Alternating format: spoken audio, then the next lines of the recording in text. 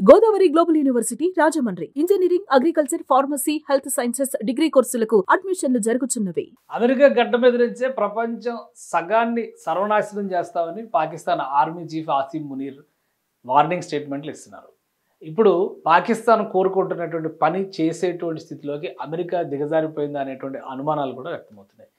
Balochistan liberation ఆర్మీకి గట్టి shock తగిలింది. అమెరికా బిఎల్ఏ అని అంతర్జాతీయ ఉగ్రవాద సంస్థగా అనౌన్స్ చేసింది. దీనికి సంబంధించినటువంటి నోట్ కూడా రిలీజ్ చేసింది. ప్రస్తుతం పాకిస్తాన్లో రెండు దేశాలుగా విడిపోయేటువంటి క్రమంలో బలూచిస్తాన్ స్వతంత్ర దేశానికి సంబంధించి ఒక పెద్ద ఉద్యమమే నడుస్తుంది.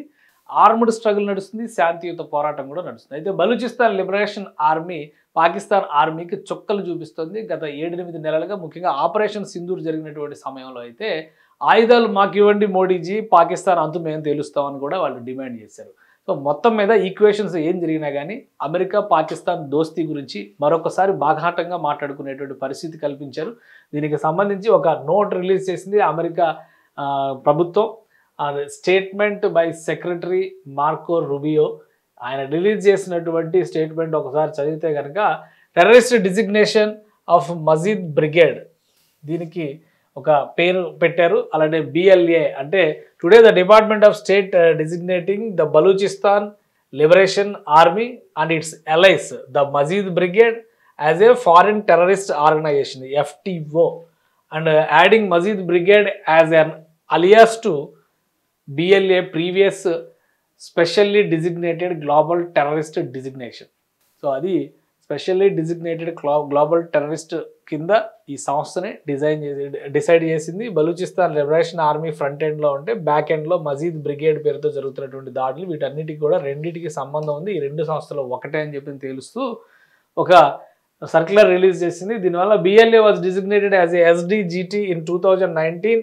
Following several terrorist attacks since 2019, BLA has claimed responsibility for additional attacks, including the Mazid Brigade. In 2024, BLA claimed it had committed suicide attacks near the airport in Karachi. So, suicide attacks చేసి కరాచీ ఎయిర్పోర్ట్లో బేబస్సును సృష్టించారు. అలానే Gwadar port authority complex అక్కడ కూడా చేశారు. Gwadar port China కంట్రోల్లో ఉంది. అది చైనా పాకిస్తాన్ ఎకనామిక్ కారిడార్లో భాగంగా డెవలప్ చేసినటువంటి ప్రాజెక్టు. దానిపైన టార్గెట్ చేసి BLA అటాక్స్ చేసింది. అలానే in 2025 BLA claimed responsibility for the March hijacking of Jaffar express train travelling from Quetta to Peshawar, killing 31 civilians and security personnel and holding hostage over 300 train passengers. ఇది సంచలనం సృష్టించినటువంటి అంశం. ఇది జాఫర్ ఎక్స్ప్రెస్ని పూర్తిగా తమ ఆధీనంలోకి తీసుకున్నారు. సైన్యాన్ని పాకిస్తాన్ పంపినా కానీ అక్కడ రక్తహస్తాలతో తిరిగి రావాల్సి వచ్చింది. విపరీతమైనటువంటి పోరాటం జరిగింది. ఫైనల్గా కొంతమంది బందీలను విడుదల చేశారు. Today's action taken by department of state demonstrates the Trump administrations commitment to countering terrorism. ఇది ట్రంప్ అడ్మినిస్ట్రేషన్ టెర్రరిజంని కౌంటర్ చేయడం కోసం చాలా స్ట్రాంగ్గా కృషి చేస్తుందంట. అందులో భాగంగా ఇది ఇచ్చింది.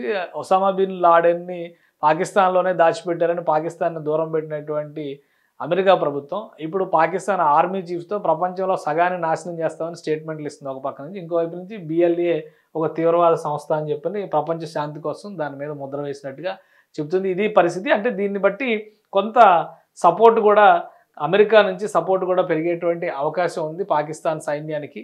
సో ఆధునిక టెక్నాలజీ ద్వారా BLAని అదుపులోకి తీసుకొచ్చే ప్రయత్నం జరగవచ్చు. దీనికి ప్రిపేర్ అవ్వాల్సినటువంటి అవసరం ఉంటుంది. దీని BLA రియాక్షన్ ఏ విధంగా ఉంటుంది, అమెరికా జోక్యం తర్వాత అనేది కూడా చూడాల్సినటువంటి అవసరం ఉంది. మొత్తం మీద పాకిస్తాన్కి కంటి మీద కునుకు లేకుండా దక్షిణాది రాష్ట్రం అయినటువంటి బలూచిస్తాన్లో దాదాపు 70% తమ ఆధీనంలోనే ఉందని BLA క్లెయిమ్ చేస్తూ వస్తుంది. ఇది బలూచిస్తాన్కి సంబంధించి అంటే బలూచిస్తాన్ లిబరేషన్ ఆర్మీకి సంబంధించి అమెరికా చేసినటువంటి ప్రకటన. అయితే ఒక విచిత్రమైన విషయం ఏంటంటే, ఆసక్తికరమైనటువంటి విషయం లేదా హ్యూమిలియేటింగ్ ఫ్యాక్టర్ అంటారు కదా, అలాంటి విషయం. ఇది ఆగస్టు 11, 2025 అమెరికా రిలీజ్ చేసినటువంటి డాక్యుమెంట్. ఇప్పుడు దీని ప్రకారం ఈ డిజిగ్నేటెడ్ టెర్రరిస్ట్ అనేటువంటిది SDGT అనేటువంటి ట్యాగ్ వచ్చిన తర్వాత అమెరికా నుంచి లేదా అమెరికాతో చేసేటువంటి ప్రతి డీలింగ్లో కూడా చాలా ఇబ్బందికరమైనటువంటి పరిస్థితులు ఎదురవుతాయి.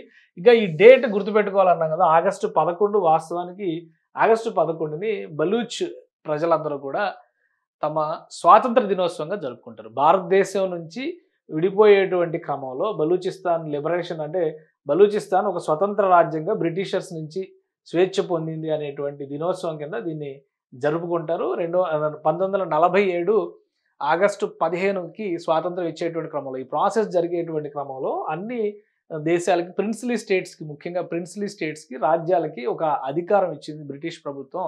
మీరు అటు ఇండియాలో అన్నా కలవచ్చు, ఇటు పాకిస్తాన్లో అన్నా కలవచ్చు, లేదా స్వతంత్రంగా అన్నా ఉండొచ్చు, అది మీ చాయిస్ అని చెప్పింది.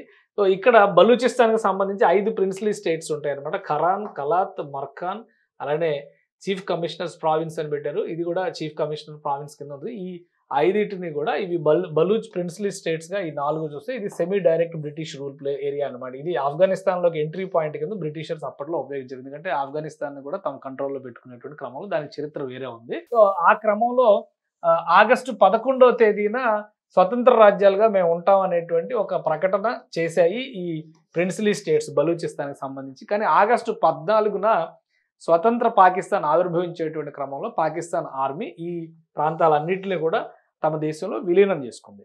సో అంటే పాకిస్తాన్ ఆగస్టు 14న ఆవిర్భవిస్తే బలూచిస్తాన్ 2 రోజులు ముందే ఆవిర్భవించిందని చెప్పిన ఆగస్టు 11నే వీళ్ళు సెలబ్రేట్ చేసుకుంటారు. బలూచిస్తాన్ లిబరేషన్ ఆర్మీ కావచ్చు, అనే బలూచ్ ఉద్యమకారులు, స్వేచ్ఛా కాముకులు అందరూ కూడా దీన్ని ప్రత్యేక బలూచిస్తాన్ దినోత్సవంగా జరుపుకోవడం అనేది ఒక ఆనవాయితీగా వస్తుంది.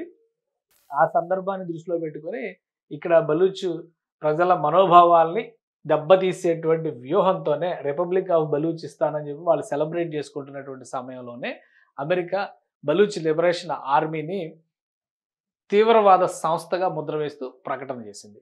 కాబట్టి ఇప్పుడు పాకిస్తాన్ నుంచి ఎటువంటి ప్రతికూల పరిస్థితులు ఎదుర్కోబోతుంది బలూచిస్తాన్, లేదా బలూచిస్తాన్ ఉద్యమం, అలానే బలూచిస్తాన్ లిబరేషన్ ఆర్మీ సాయుధ పరంగా ఏ విధంగా పాకిస్తాన్ ఆర్మీని అడ్డుకోబోతుంది, ఇది ఇప్పుడు ఆసక్తికరంగా మారుతున్నటువంటి అంశం. మొత్తం మీద పాకిస్తాన్కి కంటి మీద కునుకు లేకుండా చేస్తున్నటువంటి బలూచిస్తాన్, ఈ ఆసిఫ్ మునీర్కి సంబంధించి బలూచీలు వేసినటువంటి కార్టూన్ చూడండి ఏ విధంగా ఉందో. సో అంటే పాకిస్తాన్కి కంటి మీద కునుకు లేకుండా చేస్తున్నటువంటి బలూచీల్ని గట్టిగా ఉక్కుపాదంతో అణగదొక్కేటువంటి వ్యూహంతో పాకిస్తాన్ ముందుకెళ్తుంది అనే సంకేతాలు అయితే స్పష్టంగా కనిపిస్తున్నాయి. దానికి అమెరికా వంత పాడుతుంది అనేటువంటి అంశం కూడా ఇప్పుడు స్పష్టమైంది. కాబట్టి బలూచ్ ఆకాంక్ష మరికొద్ది రోజుల పాటు ప్రతికూల పరిస్థితులు, ప్రతిఘటనల మధ్య నలిగిపోయేటువంటి అవకాశం స్పష్టంగా కనిపిస్తుంది. సుమన్ టీవీలో మీ పర్సనల్ అండ్ బిజినెస్ ప్రమోషన్స్ కోసం కింది నెంబర్కి కాంటాక్ట్ చేయండి.